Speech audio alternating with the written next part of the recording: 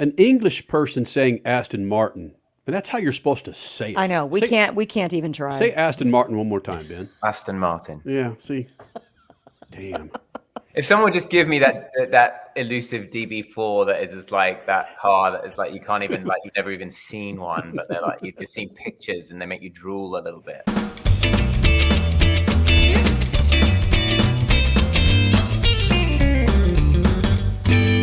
What about Formula One? Do you follow Formula One at all? Do you know what?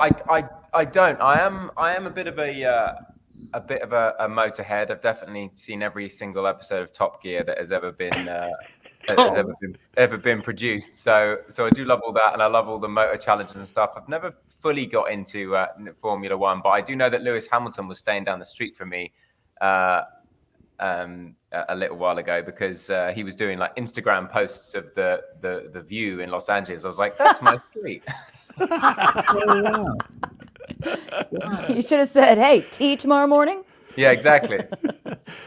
Well, let's jump on that. Ben Barnes joining us here in the Freak Nation, actor and now a hell of a singer, joining us here in the Lucas Oil Studios. And Ben, you're talking about Top Gear. You're talking about Lewis Hamilton, Formula One. And when you talk about Top Gear and you say you've watched every episode, you don't just stumble on that for 3 or 4 years. I mean, that's legit viewing for somebody that's got some Motorhead inside of them. It's a commitment. I just think I've always sort of said that it was the best cast show ever. Originally with Clarkson, Hammond, and May, just like the way that their chemistry that they have between the three of them, and their just like shared passion. And I think like that's the thing that I respond to most in life. I think just being around people who have a very like intense passion for something. It doesn't even matter what it is. And I love watching people do the thing that they do well, the thing that they do the best, whether that's someone dancing ballet or driving a Formula One car or cooking an Indian meal, whatever it is that like gets the blood pumping through their veins like that. I respond to that very kind of intrinsically and vividly. All right, so getting the blood pumping through your veins, people know you on the small screen, the large screen, and now they know you in music. That is your true passion, is it? It is, absolutely. I think storytelling is the thing, like sharing stories and understanding people as best I can is kind of my passion. And I think, playing lots of these different kinds of characters through the years, whether there's kind of psychotic villains or whatever it is that they might be, trying to kind of view the world through different lenses and understand the world through different people's perspectives is interesting to me. And then I think, more recently with the music, trying to express, my personal and intimate reactions to things in the world as well, so in a sort of more kind of, just this authentic and intimate kind of way, sharing something of myself rather than, kind of trying to understand the world through other people's eyes. Okay, that's something that I wanted to touch on with you as well, because when you are acting, you are repeating words that someone else wrote. You're interpreting someone else's character that they have for you versus your music. It's coming straight from your heart. It's coming straight from your mind, straight from your gut. There's no interpretation needed. It's so natural.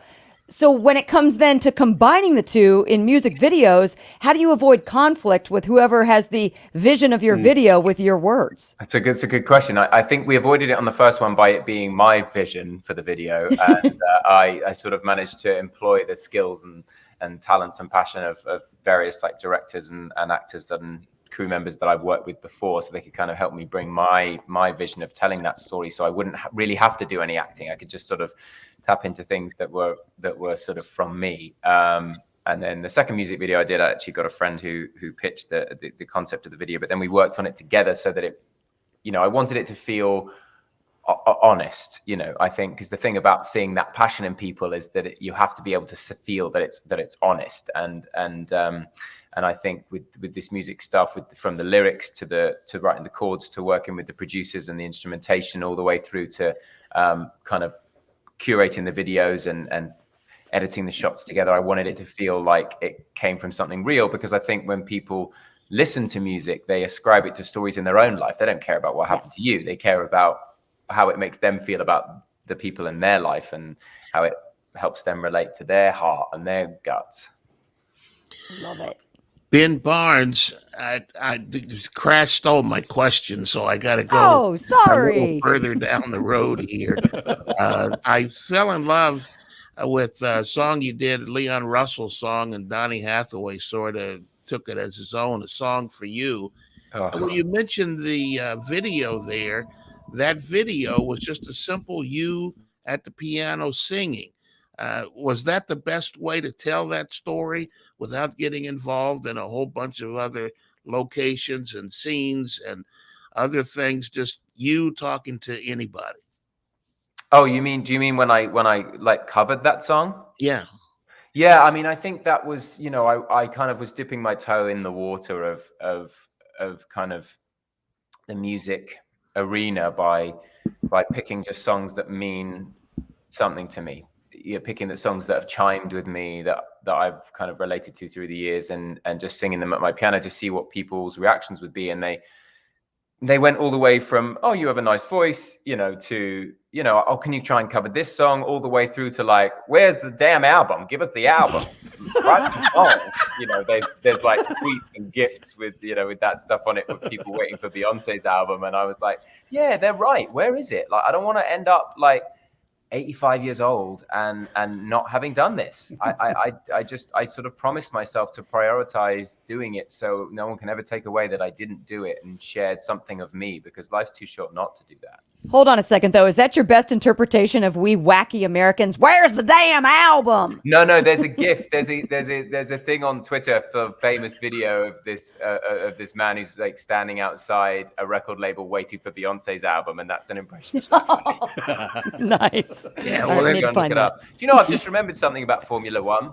Huh? I've just remembered something about Formula One. Yeah. In that I did a short film about Formula One as a sort of tester to see whether there could be a show about Formula One. And I went to Miami and I was playing like a rather villainous kind of, well, not villainous, but kind of like not very pleasant British race car driver. And then there was a good friend of mine, Alex Gonzalez, was playing a sort of heroic Spanish Formula One driver. And it was just a passion project, I think, for somebody. I was only on it for a couple of days, so I'd forgotten about it. But it was a sort of like a tester to see whether it was feasible to make like a drama show about Formula One. How many years ago? I can't remember. Must have been 6 or 7. But it was just for promotional, like pitch purposes. It wasn't ever supposed to be seen. It was just supposed to be kind of used to kind of pitch studios to say, look, we could make a show about Formula One. But obviously, like, I would love to see like obviously a lot of the documentaries and stuff recently about Formula One and Netflix and following stuff, because as much as I haven't really got into the races, I love the behind the scenes of everything. Making an actual drama show about like Formula One drivers, I thought was like a really cool. I thought that was a really cool idea if you could make it grounded. But I think the feasibility of like showing the races and the expense of all that in the end has always proved a bit too difficult for people. Stat, I know you have one more question, but I've got to ask this question. Were they asking you to play Ralph Schumacher? Oh, Jiminy Christmas. It's possible. Oh, stay away from the guy's an ass. No, it was all made up. It was made up.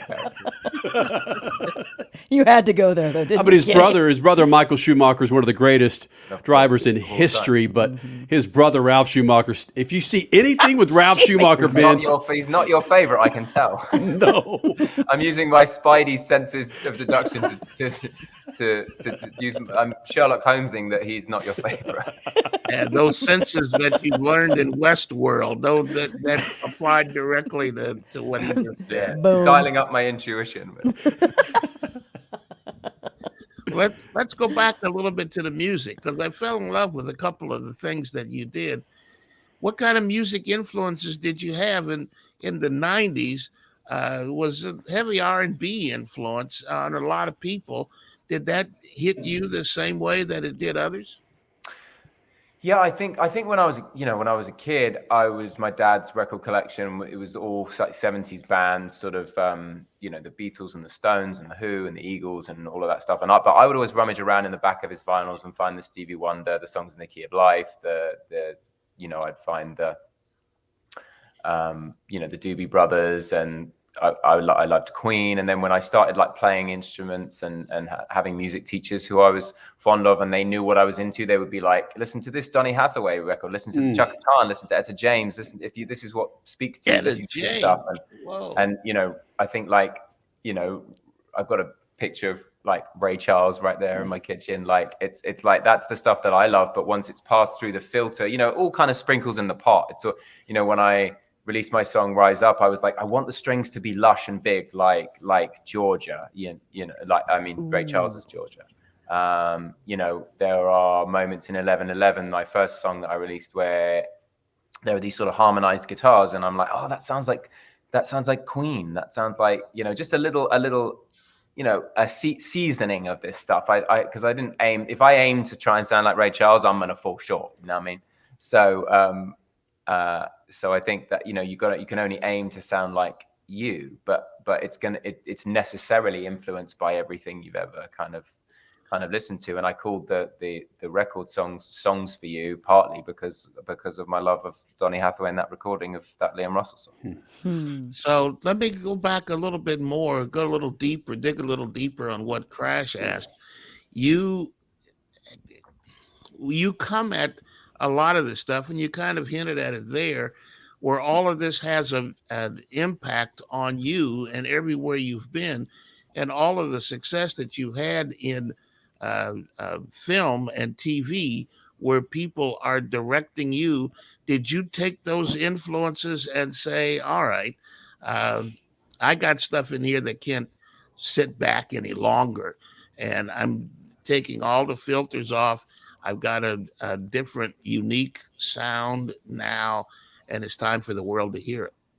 I think, yeah, there's something about the way you phrase that, which makes me feel something very sort of vulnerable, which is actually, I tried to do this about over 20 years ago, but I was interested in sort of making music, and I didn't know what I sounded like. When I was at school, I did these like Stevie Wonder soul nights. I did Frank Sinatra tribute concerts. In my acting career, I've played like train hopping Americana folk singers in a movie called Jackie and Ryan with Katherine Heigl. I've sung 20s jazz in Easy Virtue. I've sung ridiculous 80s glam rock in Killing Bono, but it's never me. It was never my voice. It was never my message. It was never my life that I was singing about. And I just reached a point, I think, during the pandemic. I think a lot of people were focused on, if you take away my identity, if you take away the things that I have to look forward to and the structure to my life and all of those things, what am I left with? And actually, I was left with some of these. What I was left with was time to sort of exactly what you said, like find my sound, my voice, my messaging, and and my kind of thematic through line of hope. And I think I've been drawn to movies and TV shows about hope, and I think all my songs are like very like hopeful in nature. And I think that was kind of I realized only at age 40 that is kind of my like defining characteristic. We'll get you back to the interview in just a little bit. Have you heard about Lucas Brake Parts Cleaner? Lucas Brake Parts Cleaner is made of the highest quality components, giving you superior performance and leaving no residue. How do you apply this? You apply Lucas Brake Parts Cleaner liberally to the parts that need to be cleaned. You'll eliminate brake fluid, grease, dust, and dirt components. We know a little bit about that here in the desert, I'd say. And basically what that does is that makes you a happy driver, because now your brake noise is gone and your performance has gone up. Boom. All right, let's get back to the interview now.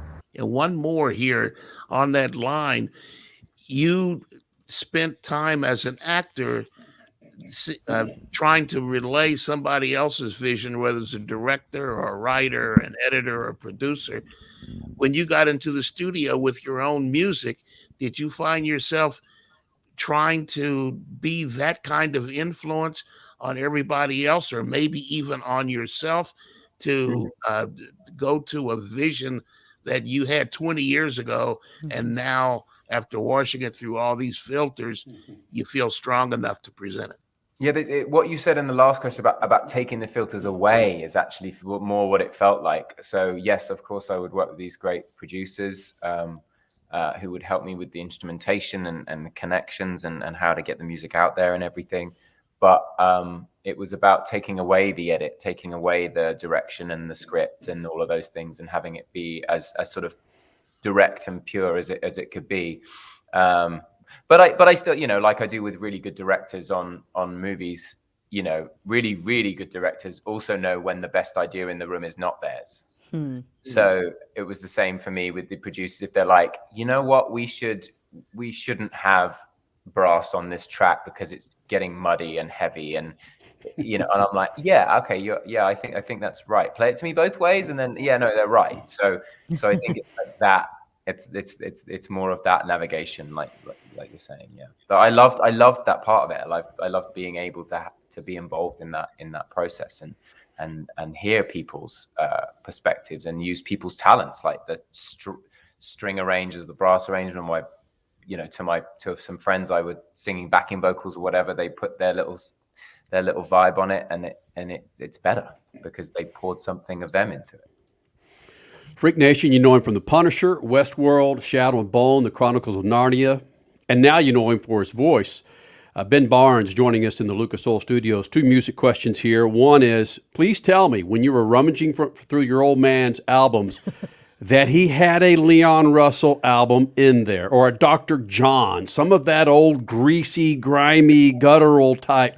I'm trying to think. He definitely didn't have any Leon Russell. He may have said some Dr. John. He was like a guitar guy though, so he's like more the guitar-based bands from the 70s that were like his kind of thing. I'm trying to think of the grimier side of what he had in there. But, well, listen, there are some Doobie Brothers that could be pretty grimy. What about like Bad Company, things like that? Yeah, he had all of that in there. And actually, my song on the album, Not the End, is my that's got a couple of little like Doobie Brothers chords in it. Like there's one line where I kind of go where I kind of do a little Michael O'Donnell impression. Just one line on the album where I kind of go, know what I mean, like that. I'm trying to be Michael McDonald just for a little second because I love it. Okay, here's an either or for you. You're at Wembley Arena, the original Wembley Arena. You're sitting stage right. You get a backstage pass, and it's Queen's last concert. Freddie Mercury's fronting the band. Yes. You get a nod on the shoulder from Brian May. He says, Ben, Freddie's ill. Why am I trying to get this? I don't know. Listen. Where is Brian May from in this story? I don't know. Well, because Brian May's the guitarist for Queen. No, I know. He's saying because you butchered it. You butchered his voice. He says from Egypt. Oh my God. Brian May says Freddie is ill, or he's lost his voice. Would you mind coming up and singing in Freddie's place? You've got that to choose from, or that one walk up to grab that Oscar for whatever film that is. You get your first Oscar, or you can sing in Freddie Mercury's spot in a sold-out original Wembley Arena. What's Ben Barnes going to do? Ben Barnes is going to cheat with his answer because much more than I would ever dream to sing with Queen would be to watch Freddie Mercury sing from 15 feet away. So because I think his voice is most incredible. I mean, I was 10 when he died, and my parents reliably informed me that I cried for about 3 days, which is my first ever experience of kind of like loss, I think, just knowing I wouldn't have more of this thing. So I would watch him, and I would take the Oscar because the Oscar would be in recognition of something I had done. I think, and it's what I've devoted my life to is that craft. Yeah, Queen's legacy is their thing. I don't know. If they say, Kenny, Jimmy Page broke his right hand, would you mind coming up and playing guitar for Led Zeppelin? Hell yes, I'd take that over any damn. I would listen. I'd run away from my daughter's graduation to play guitar. Stop that. But would you take it over the like best driver trophy for the Formula 1 year? Wow. You could play one song in Jimmy Page's place, or you win that trophy. And you have it on your mantle for the rest of your life. Yeah, come on.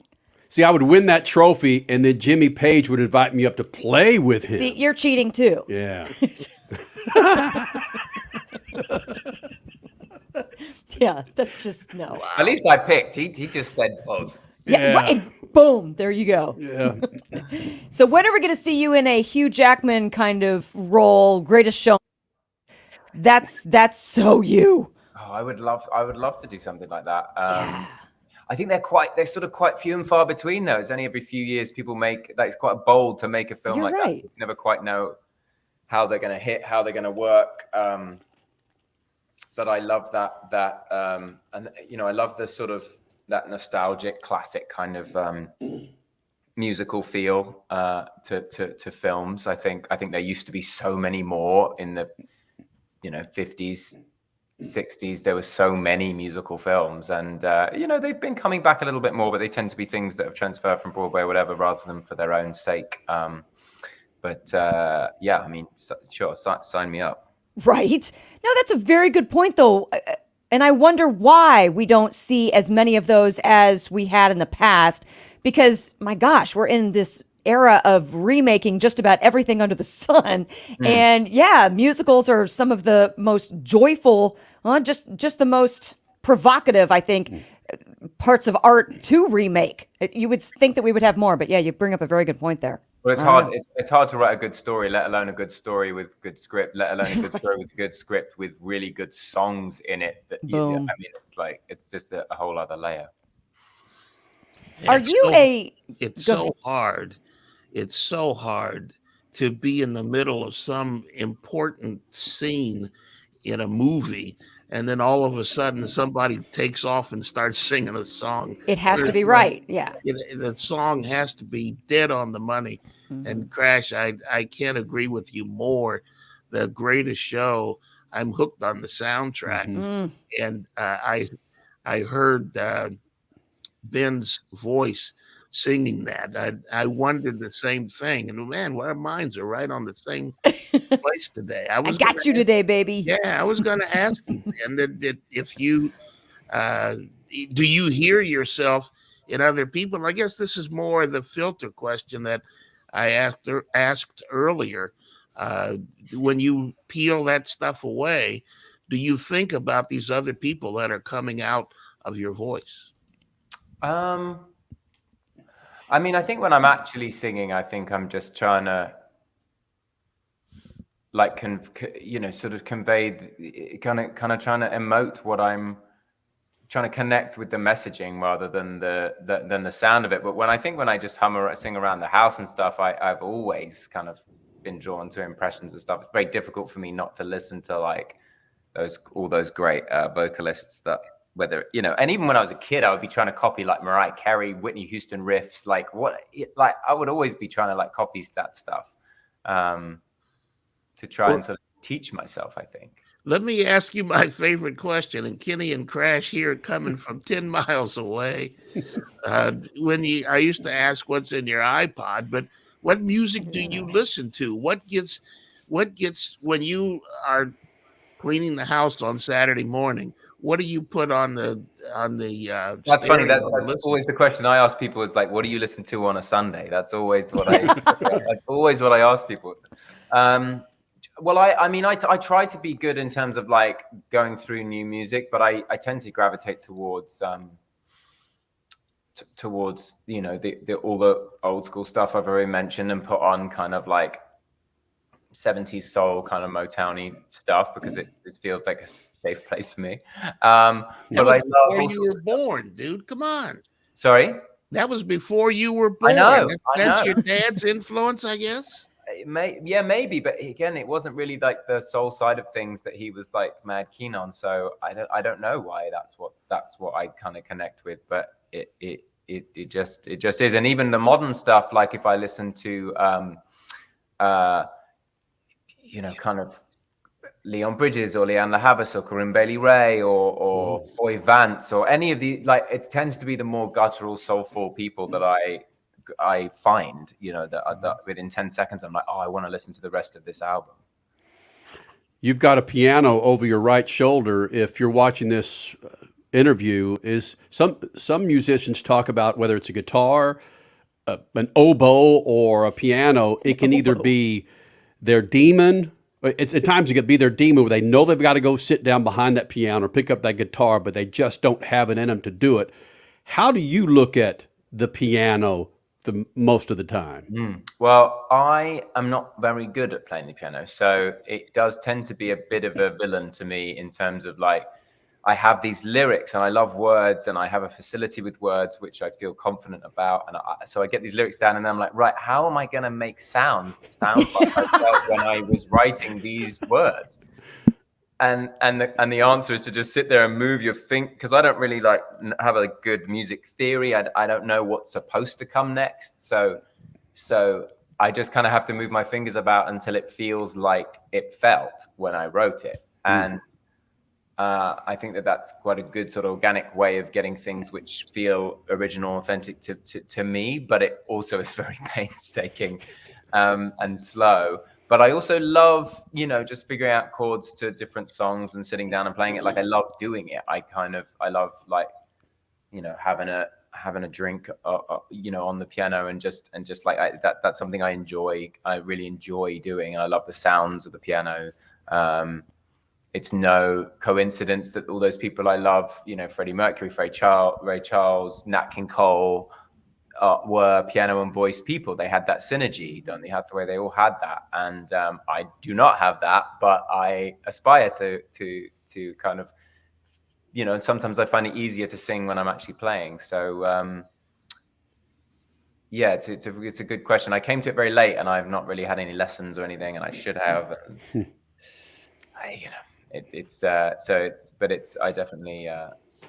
I definitely like, even when I look at a piano, if I walk past one in a hotel or something, I kind of get this little like extra bump in my heart of something, because I don't know. So basically what I'm hearing you say before we let you go is, in the opposite realm, you need your Bernie Taupin, I guess, or Bernie Taupin needs you to go find him out there or something. Yeah, totally. Wow. Because you're the Elton John. Well, but Bernie's the lyrics. No, Bernie's the lyrics. Okay, so yes, I'm even confusing myself. What am I? So, and I find that easy. Well, one of the most. You need your Elton John. Whoa. Yeah, I need Elton John, but I also want to be there, John. So it's tricky. So hard. Freak Nation, I can't tell you enough that it's an EP. We would like more from Ben Barnes. Songs for You, which is available on all your digital outlets.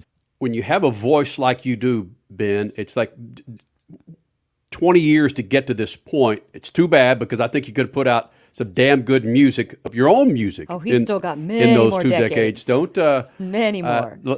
Take the E away from it and make it an LP next time you put it out. Next time I will. I absolutely will. But also, if I'd done that, maybe I wouldn't have made as many shows and movies. Exactly. So it's you can't have regrets about that. Exactly. Badass.